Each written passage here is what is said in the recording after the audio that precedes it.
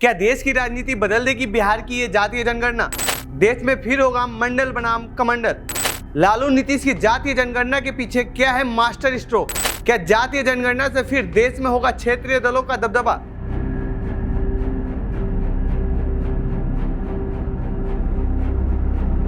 लोकसभा चुनाव 2024 को लेकर अब सियासत तेज हो गई है। पिछले दिनों यानी 2 अक्टूबर को बिहार सरकार ने जातीय जनगणना का आंकड़ा जारी कर दिया। इस आंकड़े ने सबको चौंका दिया है। चर्चा है कि इन आंकड़ों की वजह से बीजेपी मुश्किल में पड़ सकती है, क्योंकि इन आंकड़ों में ओबीसी की भागीदारी सबसे ज्यादा है। बीजेपी की चिंता यह है कि पिछले चुनाव के आंकड़ों के अनुसार ओबीसी वोटरों पर क्षेत्रीय दलों का दबदबा रहा है। इस जनगणना के आंकड़े आने के बाद से एक बार फिर ओबीसी वोटरों को लेकर सियासत तेज हो गई है।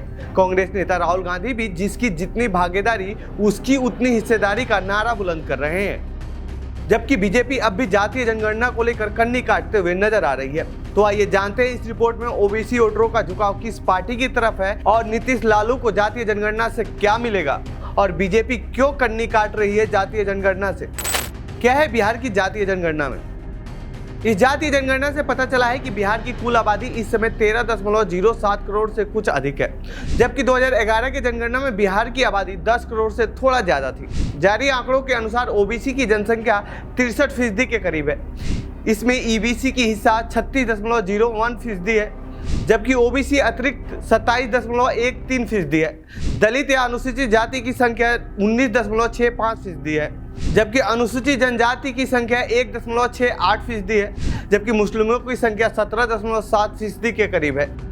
ये तो था बिहार के जातीय जनगणना के सामने आए आंकड़े। अब हम आपको बताते हैं ओबीसी को लेकर क्यों हो रही है सियासत और पिछले चुनाव में ओबीसी वोटरों ने किन किन पार्टियों की तरफ अपना इंटरेस्ट दिखाया है। 2014-2019 में बीजेपी को मिले सबसे ज्यादा ओबीसी वोट।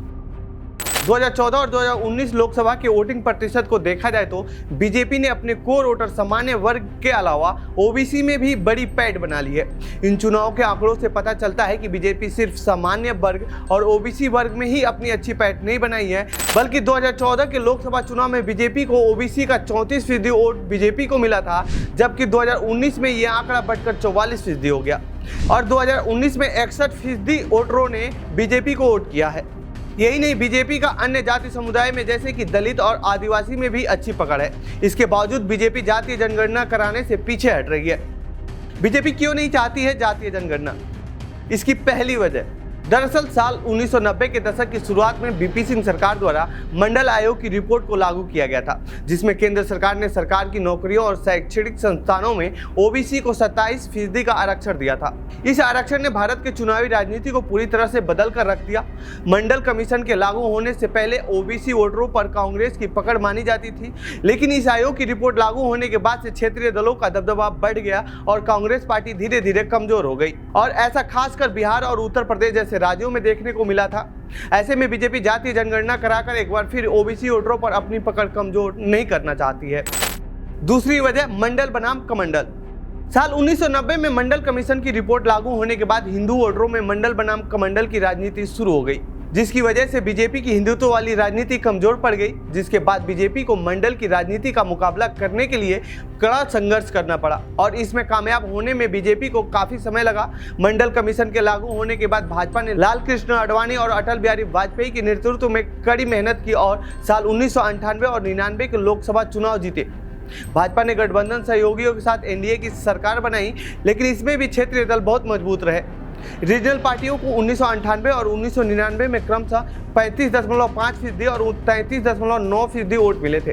यही नहीं, जब 2004 में जब यूपीए की पहली सरकार बनी तो उस समय भी क्षेत्रीय दल मजबूत स्थिति में थे।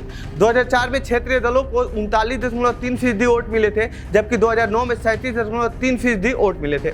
लेकिन अगले 10 सालों में बीजेपी ने पूरा गणित बदल दिया। 2019 के लोकसभा चुनाव में क्षेत्रीय दलों को मात्र 27% वोट मिला, जबकि बीजेपी को 44% ओबीसी वोटरों ने वोट किया था।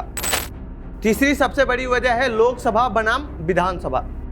2014 और 2019 के लोकसभा चुनाव में तो ओबीसी वोटरों ने बीजेपी को जमकर वोट किया है, लेकिन बिहार और यूपी के विधानसभा चुनाव में ओबीसी मतदाता क्षेत्रीय दलों पर ज्यादा भरोसा जताया है। लेकिन 2020 के विधानसभा चुनाव के दौरान 29% ओबीसी वोटरों ने आरजेडी को वोट दिया। ऐसा ही कुछ यूपी में भी देखने को मिला। 2019 के लोकसभा चुनाव में केवल 14% ओबीसी ने समाजवादी पार्टी को वोट दिया था, लेकिन जैसे ही 2017 के विधानसभा हुए, इस दौरान 29% ओबीसी वोटरों ने समाजवादी पार्टी को अपना वोट दिया था। ऐसे में बीजेपी जातीय जनगणना कराकर ये अंतर खत्म नहीं करना चाहती है। बिहार यूपी में उच्च ओबीसी का दबदबा है। ओबीसी में भी बीजेपी की मजबूत पकड़ ओबीसी की निचली जातियों पर ज्यादा है, जिनकी जनसंख्या बिहार जातीय जनगणना में कम है, जबकि बिहार में यादवों की संख्या 14% से ज्यादा है।